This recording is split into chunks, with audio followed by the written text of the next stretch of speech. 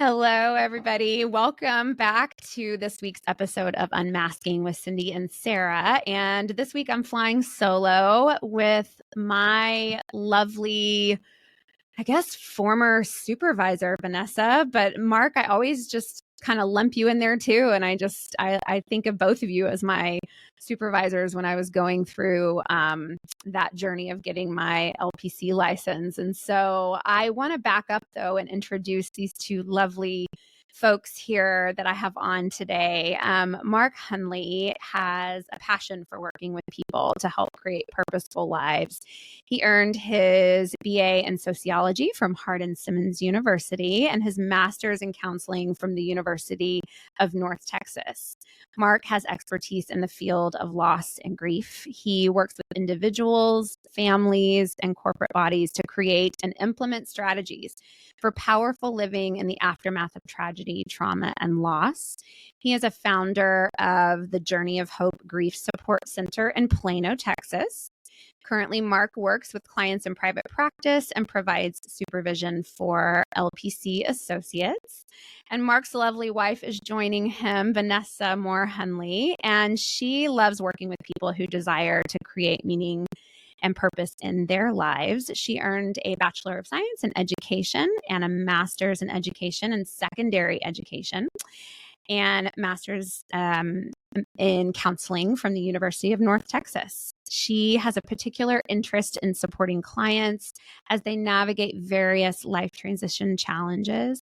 She is a founder of the Journey of Hope Grief Support Center in Plano, Texas as well. And she works with clients currently in private practice with Mark and provides supervision for LPC associates as well. And so that is a little intro to just two of my favorite people. I met Vanessa and Mark back when I was in not undergrad, but graduate school at SMU, and they had come to the campus to do some mock interviews. And I sat with Vanessa and had a conversation, and I just knew that I had to work with them as I was going to go out and get my hours. And I've just learned so much from the two of them over the years. They have a wealth of knowledge between the two of them, lots of life experience, and specifically in this area of grief and loss. And so I'm just so grateful that the two of y'all agreed to come on here and do this. Oh, yes. You ask us. Oh my gosh. Well, I wouldn't have not thought to ask you. I mean, again, this is just an area that is really kind of out of my realm of expertise. I haven't really been super comfortable in the area of grief and loss, and this year has really changed some things in my life, and I just always think of the two of you. So thank you so much. I'm wondering if, just to get started, if the two of you guys wouldn't mind sharing just a little bit of your story. So as much or as little as you want to share, really, your career path, what made you decide to go into counseling? How did it all start? Whoever wants to go first. I'll go first. Okay. Yeah, right. I actually spent about, going back to my first year of college, I spent 13 years in the ministry. So I was working with folks in that arena for a long, long time. And I found a particular interest back then, even in the life transition, the loss arena, because in ministry you have a tendency to work with people when they lose loved ones to death, or if there are tragedies in their life. And so I found a real interest in that, and started doing study. And back in the early mid 70s, there were only two publications that really garnered a lot of attention. And one was Good Grief, a little bitty booklet that's still in print by Granger Westberg, and then Elizabeth Kubler-Ross on her book, her seminal book on death and dying. And so those were the two foundations of my interest in the area of loss and grief. And so fast forward, got out of the ministry, which was a major kind of loss for me. It was an adjustment. I found myself working 5 years in a business context. And then in January of '89, my first wife, Christy, died as a result of injury she received in a car accident. She was a teacher at Plano East Senior High School. My daughter was 7. So I stopped what I was doing then and really evaluated my own life and thought that perhaps going into education, because I'd always worked with adolescents from the time I was in college. So going into education, teaching high school English, and then also going into graduate school with the intention of getting both a certification for school counseling and then the LPC, so that I could do both school counseling and LPC work. And so that started in '89. Vanessa and I met in '90 and that would be maybe another story for another day. It was kind of fun through a mutual friend who was a matchmaker of sorts. And so we were married in March of 1991, started blending our families. Her kids were 16 and 14. My daughter was 9. We're still blending. It never ends. Don't let anybody ever tell you that blended means it's a done deal. Yeah. It's always going, right? Sure. And so we're coming up on 34 years of marriage in March, in the spring. And, the whole focus of loss and grief, just obviously I go back to college, but it became what I learned in that moment, in those first few moments following Christy's death, was I thought that I had a handle on death and grief and loss, and realized in that moment that I did not, that that it was a completely different landscape. And so it was a fascinating focus for me to start looking at and diving into the intricacies of loss and grief and how they affect all of us throughout the lifespan. So for me, that's kind of where it was. I've been an LPC coming up on 30 years. It'll be 30 years December 4th. I didn't realize that. Yeah, my LPC became official on December 4th, 1994. So coming up on 30 years. Yeah. You're a seasoned therapist. This is what we truly call a seasoned therapist over here, folks. Definitely. Wow. Thank you for sharing some of those parts of your story. I don't think I realized that you started out in the ministry. Yeah. Huh. I'm working on a book. Pulled it out again today. I haven't looked at it in about a year, but it's entitled "Confessions of a Recovering Baptist-Costal." Okay. I love that title. With the emphasis on the recovering part. I love that. A Baptist-Costal. Yeah. I'll have to tell you about that one of these days too. Sure. Vanessa, what about you? What's your story? My story's a little bit different. I grew up in Terrell, Texas, where there was an institution, a state hospital, and it was very close to where I live. And I actually could hear, they called them patients back when I was 8, 9 years old, hear them in the evenings. They would open the breezeway doors and you could hear them saying all kinds of things. I want my mama, these would be adult people. And so I always had an interest in how the brain works, what causes those kinds of things. Yeah. But between my junior and senior year in high school, I worked at the hospital as a ward attendant. Oh, wow. And oh my gosh, what an experience. I got such an exposure at that time, and rocked on. It was a fascinating experience. Yeah. I graduated from high school, got married, had kids, entered college as a 30-year-old, and started working on my college degree. Then I knew I wanted to go into school counseling. I had been a counselor secretary in the school district here in Plano, and I knew at that time you had to teach 3 years. So I taught my 3 years, and I taught special ed with resource level students. So not the severely intellectually delayed students, but the ones who just struggled with learning and had learning differences. And then Mark and I met at Plano East, and I had been through a divorce by then, and Mm-hmm. loss is a big part of going through divorce and life transitions. And as we started on our journey, his part of his journey became part of my journey. Mm-hmm. Going, looking at loss, and I think loss is a part of so much of what we experience in life. Yeah. Whether it's moving or I don't know, making a big decision. There's a loss element to all of it. I think loss is what brings a lot of people into counseling, whether they recognize it or not. They may be anxious or worried about something, but it's usually if it's what's the word I'm looking for? If it's at that time, I mean, it's what do you I've lost my word there. That's okay. Yeah, Yeah. if it's part of what's transition or what's happening in their life, Mm-hmm. circumstantial at that time, then they may not see it as loss. Yes. But it's just part of what they're going through. And it's a journey. And everybody's journey is different and unique. So here I am. I will be licensed for 30 years on June 13th. Wow. Of 25.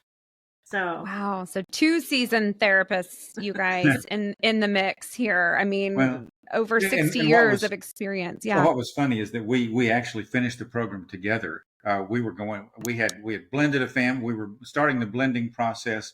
We were both in the graduate program in North Texas. We took a lot of the same classes together. So we traveled back and forth. Oh yeah. We were husband, wife, co-collaborators and co-students. It was wild. Oh my gosh. I didn't know any of this. Yeah. Co-parents, co-students, co-everything. I didn't know any of this, you guys. This is part of why I love this, is because I just get to learn. I get to learn a little bit more, on this side of things. Yeah. Wow. Wow. And I don't know, Mark, if it was you that told me this or if it was one of my professors in graduate school, but someone said, really, if you think about it, all therapy is grief work. Yeah, like we're grappling. Yeah, we've talked about it before, and Dr. Schumann and I have often visited about that really, and Vanessa touched on it. When we think about any kind of a change, creates a disconnect from what was.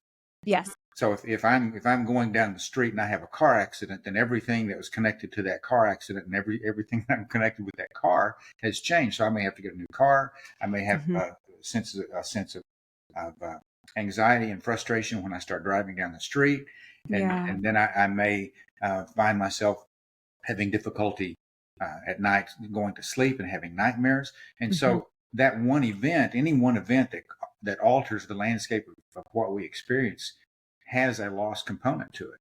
Yes. And so, what we all, Vanessa and I often say, that when whoever walks through our door, one of the questions we're eventually going to get to is, tell us what kind of loss you've experienced connected with what brought you here today.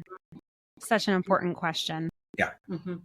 Yeah. Really is. And there are always losses. Yeah. Something has always changed. Sure.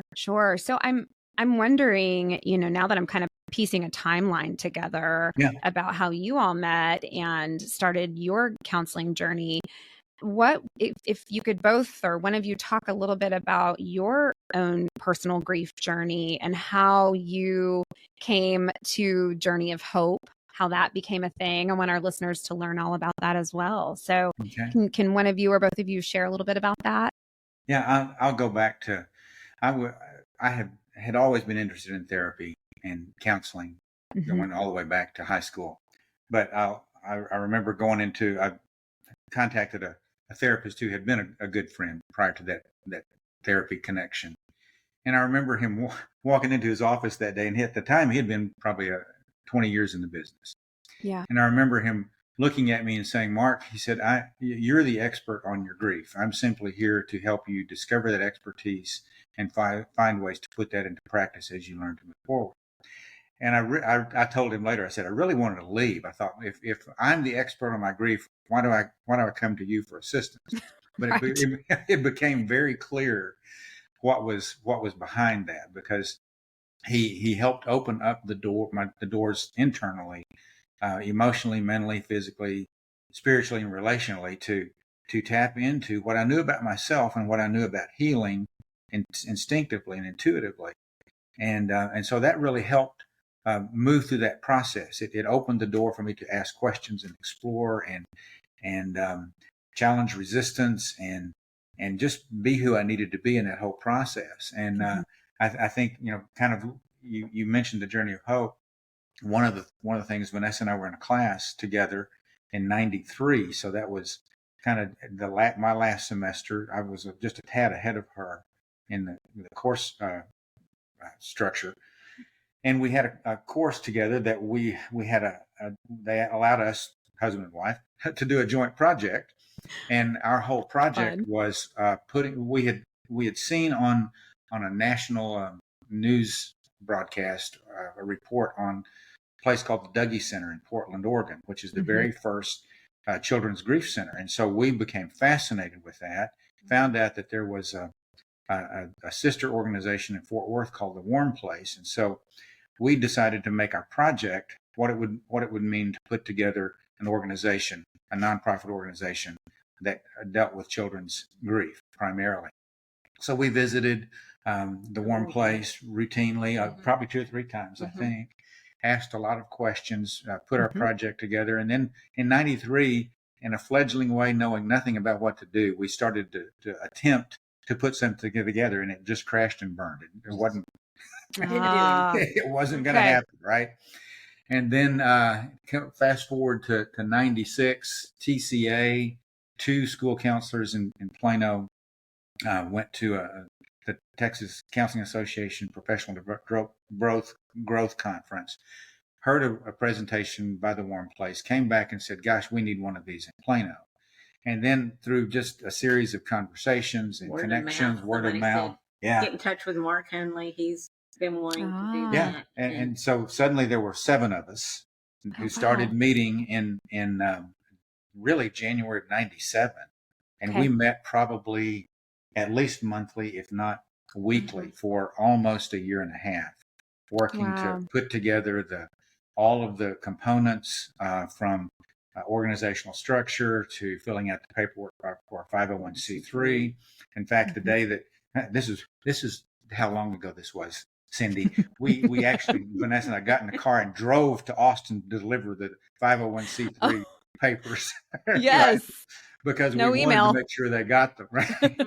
So we hand delivered those, came back, and then the first group was held on June 8th, 1998. So it was a good year and a half from the actual physical start. Inception, when we started meeting to the time we had the first group. And now it's been 26 and a half years. And I wish I'd had the most up-to-date statistics, but the number of people, the things that the organization is doing right now, we stay connected through training and through just providing information and referrals and those kinds of things. But the organization is just doing some amazing things right now, all over, not just Collin County, but all over the Metroplex. And they've gone into schools now and done some grief training with school counselors.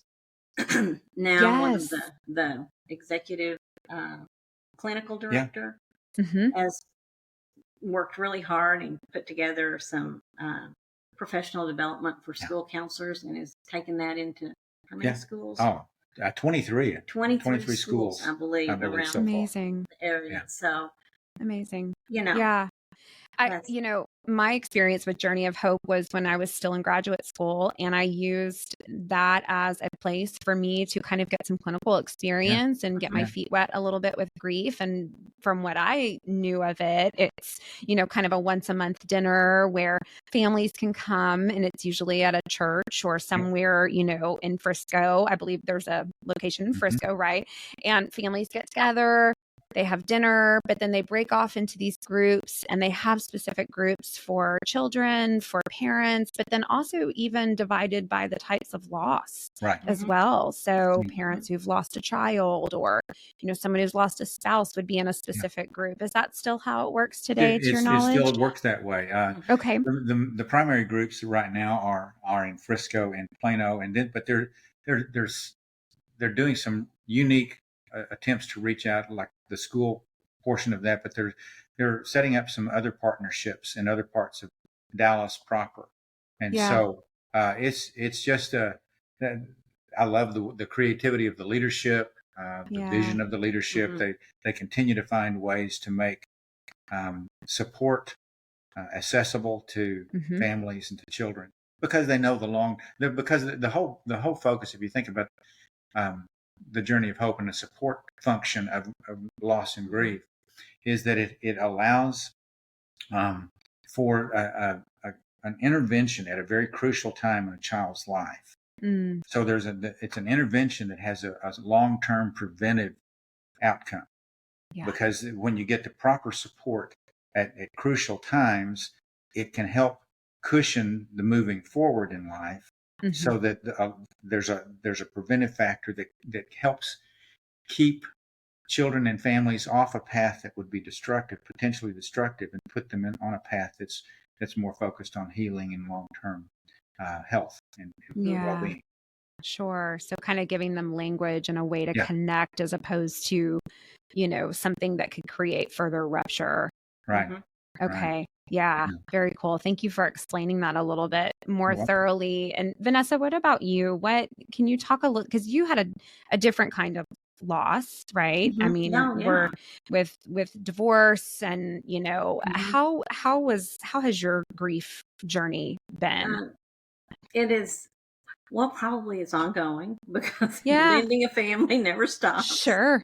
And so there's always some kind of loss. You have hopes and dreams of the way things are going to be, and there's a loss there. And so, I've lost both my parents.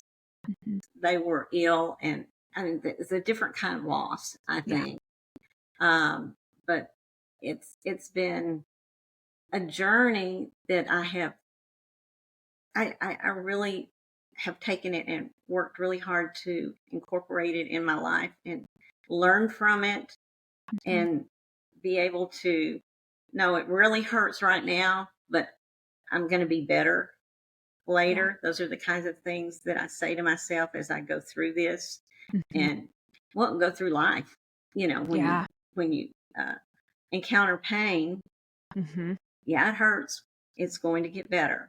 And just going through divorce it wasn't a death loss or a sudden death loss, but it was a loss of hopes and dreams, and not just for me, but for my children. And so it's still rolling around in there, even and for Casey too, it's still rolling around, but we just try to meet it with grace and dignity, and the right words, using the right language, and meeting them where they are.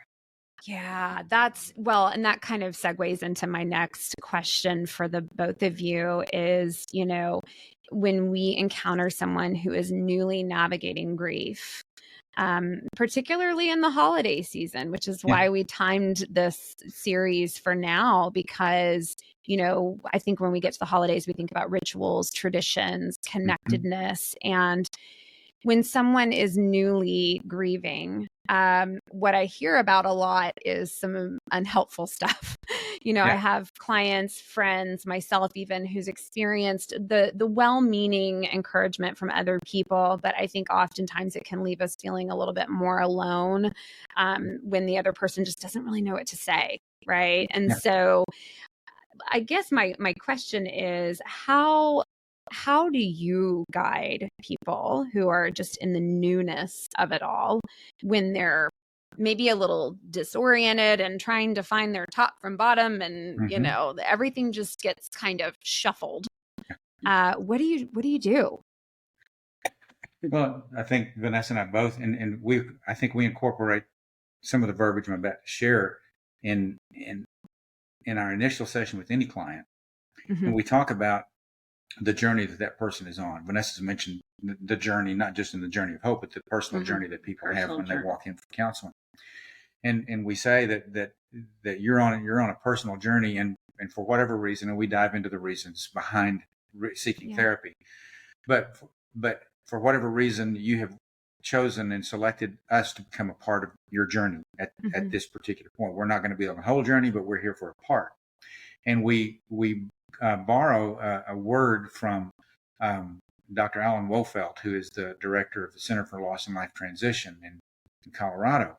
And he talks about this process called companioning, where the supporter, the mental health person, or anybody can learn to companion anyone. But as counselors, we see ourselves as a companion on that individual's journey. And so we explain what that means. We explain that, and I always talk about, I borrow Roy's, my therapist's statement, you're the expert in your grief, and I look at them and they get panic on their face and they want to run, right?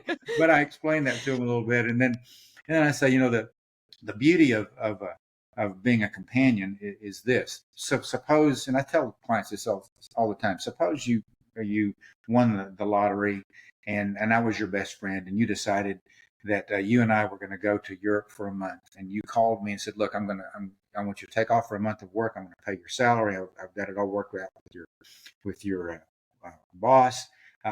Here's the itinerary. Here's when we're going to leave. Here's where we're landing. Here's where we're going to go on each of the days. Here's all the things we're going to do at every point along the way for a whole month. I've got it all planned out. You don't have to worry about it. And I asked them, I said, if that were the case, would that keep me as your companion from Googling every point on the map, every point, every place on the itinerary, and looking at other side trips that you might have forgotten or you weren't aware of? Would it keep me from saying, hey, while we're over here, it's only 5 minutes to look at this other place. What would you think about doing that? So it's a really powerful position to be a companion, because it gives me the chance to pay attention to, listen to what my client says, that they want to do, where they're going, what they want to accomplish, what they're afraid of, what they want, what they struggle with.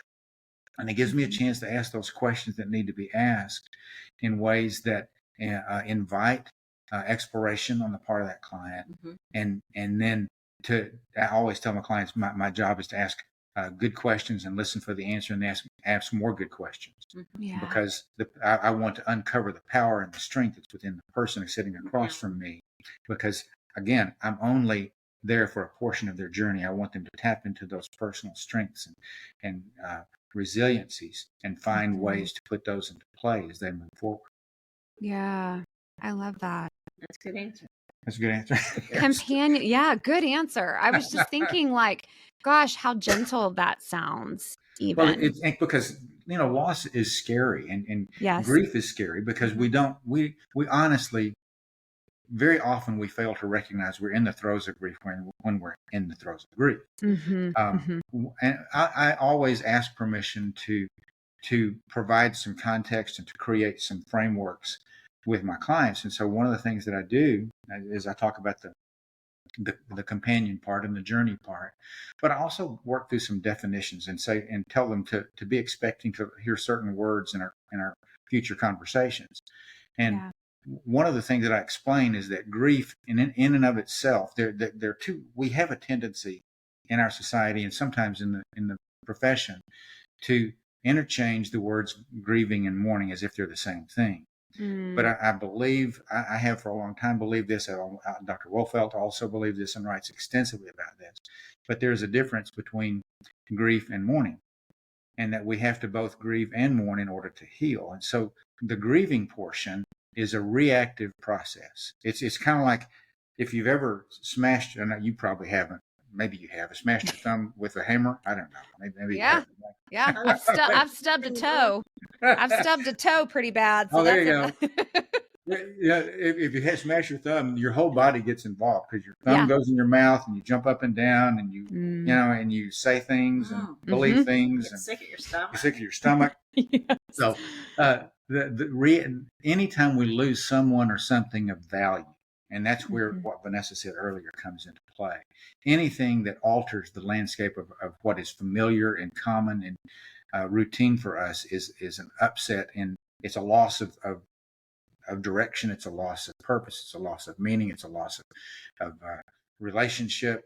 It could be a loss of a job, a loss of health. It could be all kinds of things. Our body and our whole being reacts to that loss experience. It reacts mentally, emotionally, physically, spiritually, relationally. Everything is involved. And I can no more alter those reactions than I can alter the reaction of hitting my thumb with a hammer. It's automatic. It's a protective mechanism. I start reacting to those things. And so in the grief part, I explained to them that part of our goal is going to be to acknowledge and recognize the reactions that they're having in all of those 5 arenas: the mental, emotional, physical, spiritual, and relational arenas.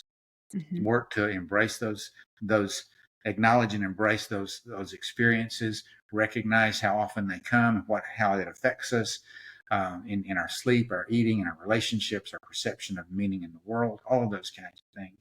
And then the flip side of that is the mourning is what we do with what we experience. It's the process of taking what's internal and putting it out into the external world, finding ways to put meaning mentally, emotionally, physically, spiritually, relationally. It's all of those things that we do. It's singing songs and listening to music and reading poetry, reading books, writing poetry, digging in the dirt, jogging outside, exercising, doing yoga, going to therapy.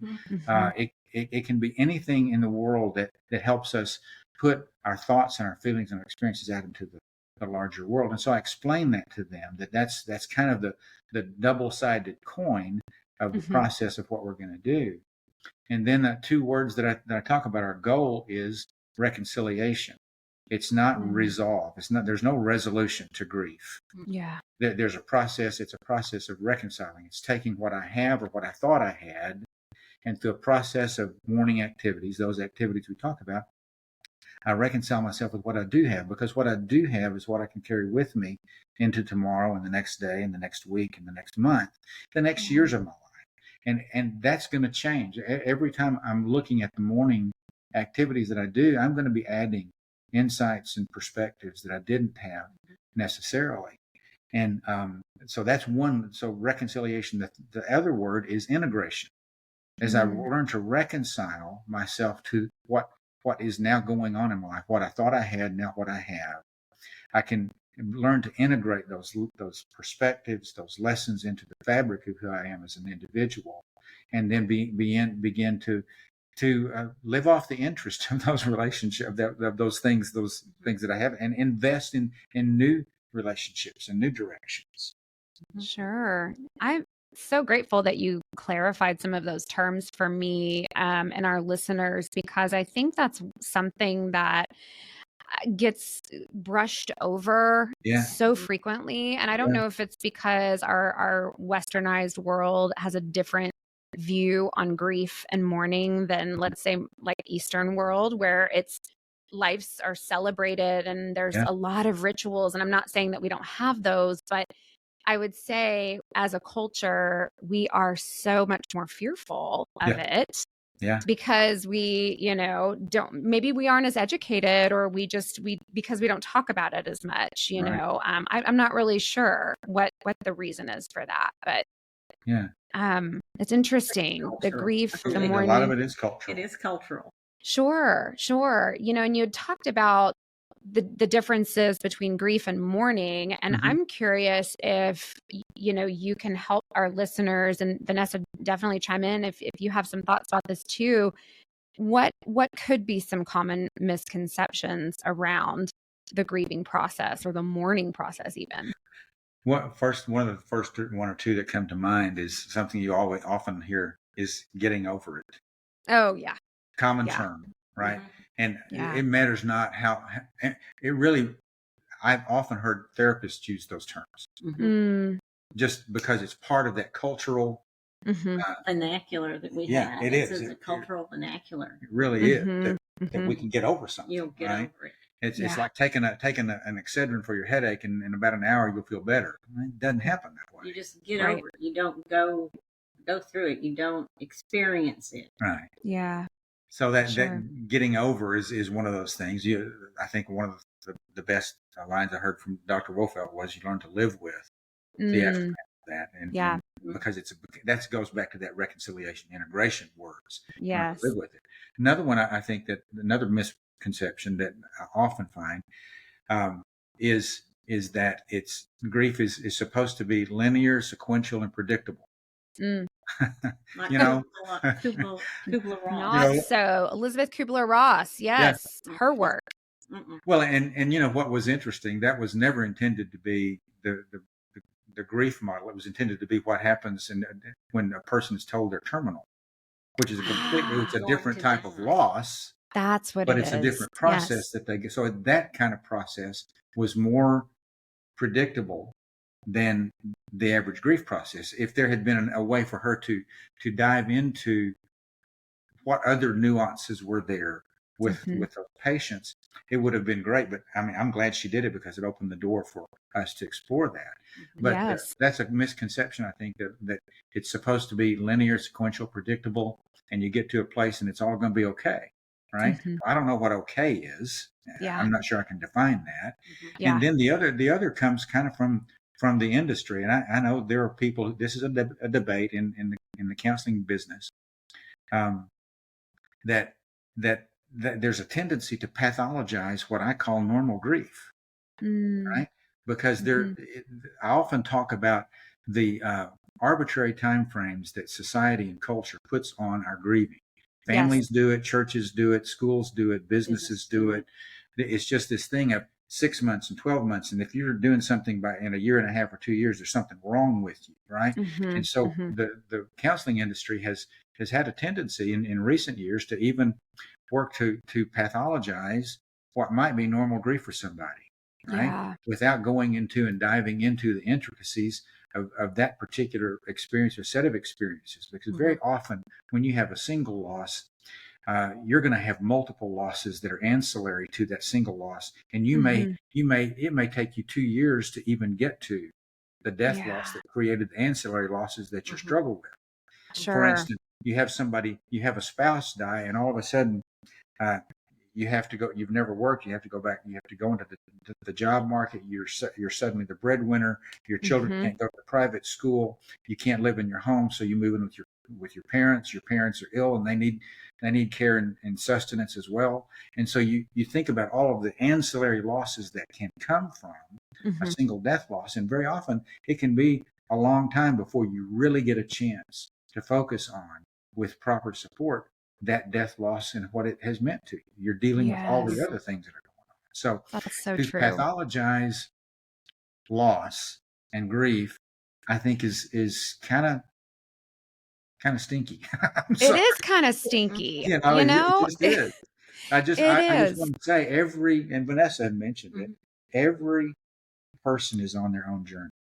Every person experiences this differently, and it's going to take the time that it takes. I can't say that it's going to take 6 months or 12 months. I don't know, because I don't know all of the other factors that are tied into that particular person's life. Part of my job is to understand as best I can and ask those questions. Tell me more about these things. Tell me more about your family. Tell me more about your support system. Tell me more about your health care or your self-care routines. There are so many things that are tied to a person getting to a place of wellness. You might even ask them questions like, what do you do to avoid your grief? I mean, because very often they do. They do. Because it's uncomfortable. It's It scary. is very uncomfortable. Yeah. Talking about the timeline, I have to share, and I don't think she would mind me sharing this, but one of my best friends from childhood lost her husband unexpectedly in February. She's my age, so 45, and now a widow. And she had the luxury of taking some extended leave from work and did not return to work until like August 1st. And we were having a conversation a couple of weeks ago, and I told her, I said, I think that is why you are where you are right now. Yeah. Not that she's okay by any means, but she can get her sleeping patterns and her eating patterns and her life patterns, back on some sort of quote normal, dare I use that word, but some sort of track where she can function. But we were talking about how, again, our country, and I'm sure other Western cultures, we have like a few weeks at most, and then it's like you're supposed to just jump back into your routine. How? It's so disorienting. Yeah. Yeah, it really is. And that so often people, if the spouse that dies, you've lost part of your identity. Yeah, absolutely. Who am I? Absolutely. Mm-hmm. It's very disorienting.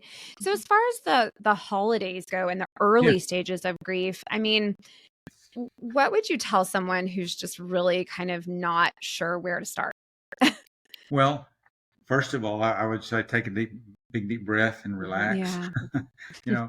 I would, Vanessa, and I would, yoga and breathing, right? Yep. Cindy, Yep.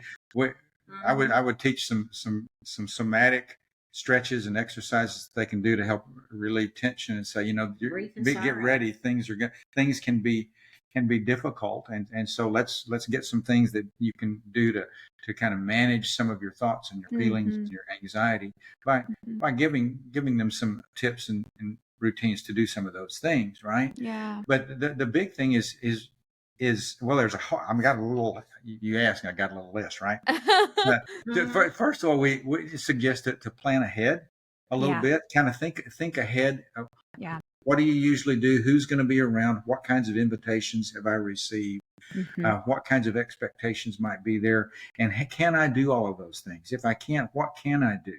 Have the courage to say what I can do and can't do. And maybe even invite someone along with you that you trust, who gets you, has your back, to help you filter through some of those things. Be gentle with yourself. Good gracious. Any expectation to be what I was last Christmas, probably out the door. Yeah. Give yourself a little bit of grace. Find something that's healthy for yourself. That one of the, during the holidays, aren't we all supposed to be happy? Aren't we supposed to be smiling? Right? I don't know. Are we? You look at all the commercials and you're going, hey, dude, I don't know how. We're trying. We're sure trying sometimes, aren't we? And sometimes what we have to do is just have the courage again to acknowledge your pain. I feel like crap. I mean, this is awful. Or I'm sad, or I'm angry, or I'm frustrated. The way I'm angry that it can't be like it used to be, right? Yeah. Have some willingness to do things differently. If you set up all your stuff the day after Thanksgiving, set it up a week early. Set it up a week late. Don't set up anything. Don't set it up at all. Don't set up at all, right? Give yourself permission to just do things differently. And in doing so, you're kind of acknowledging that there's change in your life. And you're working to kind of feel your way into what comes next rather than projecting what should come next. Taking care of yourself, self-care is a big deal. Avoid changing your routines. If you have an exercise routine or your medication routine, keep those routines in place. Yeah. Watch your eating, watch your sleep, watch how much. If you drink alcohol, watch what you drink. Figure out what you're drinking for, right? If you're going to be doing those kinds of things. But it's really, if you have an exercise regimen, stay with it. If it's yoga, if it's running, if it's walking, if it's weightlifting, find a way to do that, because it'll not only create some continuity, but it can empower your body with hormones that are feel good hormones that help you feel better. Find some social gatherings of people who maybe have similar kinds of experiences. There are lots of support groups out there that offer support at various times of the year. There are lots of churches that offer support groups. Sure. I know the Journey of Hope is going to be doing an annual, and anybody would be able to come to this, but I think it's next Tuesday night, the 3rd or whatever that date may be, kind of a candlelight memorial service at First United Methodist Church in Plano. And anybody can come who wants to do that and just be a part of it. You don't have to even be a part of the Journey of Hope. Just come and be a part of a group of people who are walking similar paths. If you have a chance, volunteer. If there's a way to give back to a community, if you want to work with the what is that? The Salvation Army tree, the Angel tree. Volunteer in some form or fashion. Go to a soup kitchen, serve a meal. Do some of those things. Maybe even create a playlist of music that is uplifting for you during the holidays. Your own personal playlist, right?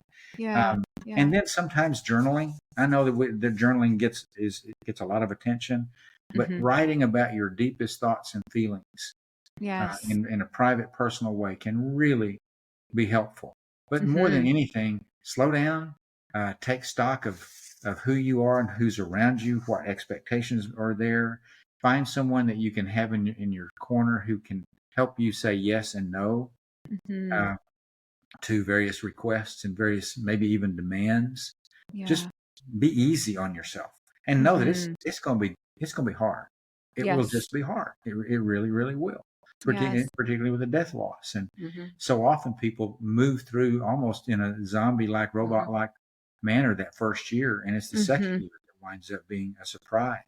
Yeah, because your nervous system, I mean, I think that's one of the most important things that I learned is that it has such a physiological effect on you where it's almost the same response as if you were in fight, flight, freeze mode. Yeah, absolutely. Your body is registering it as danger. It's this uncharted territory. And so in that regard, we have to really think about what my therapist calls is like crisis fit ready, which is like movement, connection, rest, nourishment. Absolutely. And that's really kind of about it. It is. And that's a great formula. I mean, in fact, just if you could reduce to five things, one hand, and say, what are the 5 most important things I need for myself to do to move through this holiday? What would they be? Sure. Right. And those 5 things could be very similar, but they could also be very different from one person to the next. True. Right. So being able to walk through, give me a handful, because I can grab a handful of anything. What's a handful of things that are going to get me through the holidays and help people to find what those things are that work for them? Yeah. I love all of that. I think that's so helpful. And I'm wondering, because it's something that really gets, to use your word, integrated into us, grief never goes away. The loss is never not a loss, but it just gets reintegrated into our body, into our life, into how we approach the world. So what's something that you two have found about grief that maybe surprises you to this day, like when you think about, what are you still learning? What are you still learning about grief? When we saw that question that you posted, gave to us, we thought, that's a really, really good question, right? Oh, I'm not asking the easy ones, you guys. No, you're not. I think, Vanessa, we're talking about that. What are we learning? I guess I'm learning that as much as we know, we still don't know enough. Absolutely. Right. As much stuff as has been written, not enough has been written. Not as much research as we've done in the last 30 years, not enough research is done. There's a book, and I'm about halfway through it. I need to get back to reading it, but it's actually a book that what happens in the brain on grief, and it's a very scientifically based, research based. So there is a grief brain that actually takes effect, and for clinicians and support organizations, support people who don't understand that there really is a grieving brain, we can find ourselves doing and expecting things of others that are impossible. And so instead of being supportive and encouraging, we present an impossible mountain to climb. Right? Yes. Instead of just meeting them where they are. Instead of just validating and meeting them where they are. It's an impossible mountain for them to climb. Sure. Can I add on here? I think Please. It's really important to think about those people who have more serious mental illnesses during this time. Yeah. I think it can make their illness be more pronounced this time of year. This grief that they're going through. It may seem like they were doing fine a month ago, and all of a sudden they are flat out, or doing lots of risky behaviors. And I think that's one thing that I've learned, and it's important to not so much tell the person what to do, but just to be there and validate and be gracious and grateful for them as you go through this. Yeah, that's good. That's really good, Vanessa. And I I'm sure there's probably lots of theories on why that is, around the holidays. But I mean, I'm wondering why we see an uptick in certain symptoms and behaviors. And I can't help but wonder, again, if it has something to do with, this is the time of year where everywhere we look, there's this representation of what it should be. And if we don't have that, it's this pronounced difference. And so it causes people maybe to feel a little afraid. And, then it really kind of re-exacerbates the symptoms, I guess. And so we're, obsessive compulsive, like those kinds of things start to really ramp up during this time. So that would be my armchair theory on it. I don't know. I don't know how. Yeah. I would agree with you on that. Just being, as clinicians, being cognitive of that and being aware is important, and working as best we can to encourage them to manage those symptoms. Sure. Important. That's really Sometimes important. manage symptoms is probably the best we can do. Yes. Right.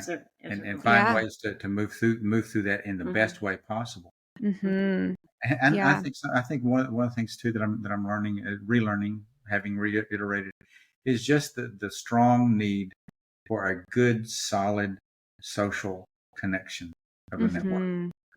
Have people in your life who will listen and be there without judgment. And just be there. And that's hard to find, because sometimes people have expectations. But to find at least one other person other than your therapist who will be there for you during those times that you can go to 24/7 and say, hey, I just need a hug. Yes. So important. Yeah. It's so important. I just love you guys. I love this conversation. Y'all are just such a, you've been such a light in my life and have taught me so much. And I just, I think the world of you both. You're so knowledgeable on this topic and many other topics. I'm wondering if you could share with our listeners just some info on what you have going on, where they can find you. Mark, I know you have a book too. I have a copy sitting on my bookshelf in this office. But the book, and gosh, you can get it on not Audible. It's not there on Audible, but it's certainly there on whatever that is. Amazon. Kindle. There we are. Kindle. There we are. Amazon Kindle. Right. It's on there. It's on. And then there's a workbook portion. It's called Awaken to Good Morning. It's just a kind of a play on words there. But we feel free to visit our website. It's hunleycounseling.com. Really easy to tap in there. We have a few slots, not many. You're busy. We are busy. And both Vanessa and I do supervision, as you well know. We love that. I think that may be the thing we love, maybe love more than anything in our lives that we're doing physically, professionally right now, is that connection for supervision. But that hunleycounseling.com would be probably the best place. Our contact information, emails, telephone number is right there. Awesome. We will post all of that information on our socials and on our website. And thank you. I've just loved this conversation, and I would love to have y'all back on at any point in the future if you'd be willing to come back and share some more of your knowledge with us. This is just anything. There's been I'll reiterate anything for Cindy. Well, y'all are just, like I said, y'all are just wonderful. And we will post all of that information. And your voice is really helping so many people during this time. And I hope to see you all soon. We look in forward person. to it. We got to make that happen. We have to make it work. We have a birthday to celebrate, Vanessa. Yes. So Yes. belated. Yes. Belated, Yes. And just thank you guys so much again, and take care of yourselves. And we've appreciated it so much. Thank you, Cindy, so All much. We right. appreciate it. Thank you. Bye, everybody.